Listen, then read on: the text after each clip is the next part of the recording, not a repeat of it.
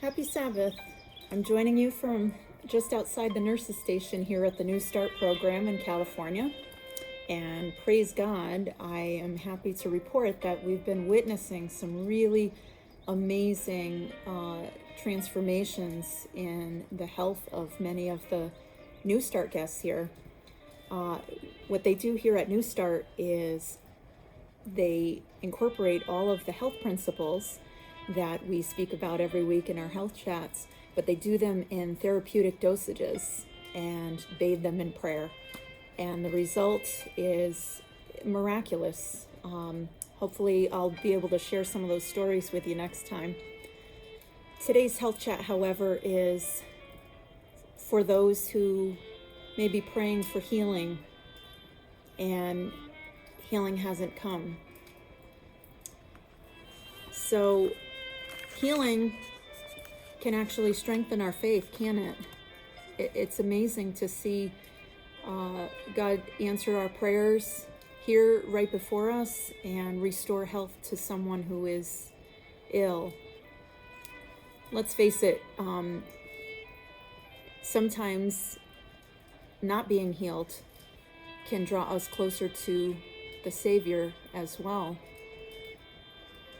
But for some, it can be really discouraging to suffer with sickness or to watch a loved one suffer and not receive the fulfillment of healing. So it's to you that I say today, take heart and hold on to the hand of faith. Faith in a trusting relationship with God through good times and bad is the foundation of our health, and it will be the culmination of our ultimate healing. So you might wonder how. Well, here in this life, the Comforter renews our inner peace. In a saving relationship with the Lord, He gives us a sense of security. He restores our joy, and He gives us an outlook that is calming to the nervous system and helps us through the tough times.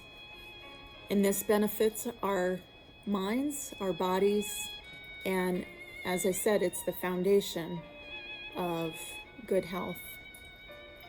This is described in Proverbs where it says, "A merry heart doeth good like a medicine, but a broken spirit dries the bones." So what happens in the bones? We know that in our bones, in the marrow, is where the blood cells are made. And the Bible also tells us that the life is in the blood. So a broken, downcast spirit, it actually dries out the life. So today's chat is really just a word of encouragement to hold on to the hand of faith and remember the words of Jesus where He said, "In this life, you will have trouble, but I have overcome the world." So what about the times that we have prayed for health and healing doesn't come yet? Do you wonder, did God just not hear our prayers, or did He pick and choose whose prayers He's going to answer?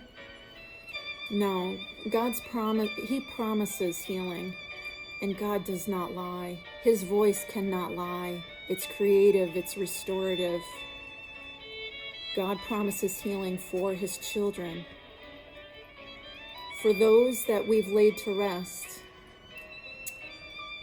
their very next appointment is the promise and fulfillment of that healing, because they will see the great physician, and He promises to give a complete and total restoration. And don't we all want to be there to see that, to witness that, to receive that? And that healing will be for all eternity. And the Bible says to comfort one another with these words. So in closing, I'd like to just again share with you the words in 1 Thessalonians chapter 4, verse 13, where it says, I do not want you to be ignorant, brethren, concerning those who have fallen asleep, lest you sorrow as others who have no hope. And further down it says, for the Lord himself will descend from heaven with a shout, with the voice of an archangel, and with the trumpet of God. And the dead in Christ will rise first, and we who are alive and remain shall be caught up together with them in the clouds to meet the Lord in the air, and thus we shall always be with the Lord, all of us. Therefore, comfort one another with these words. So today, I just want to say to you, take heart and hold on to the hand of faith.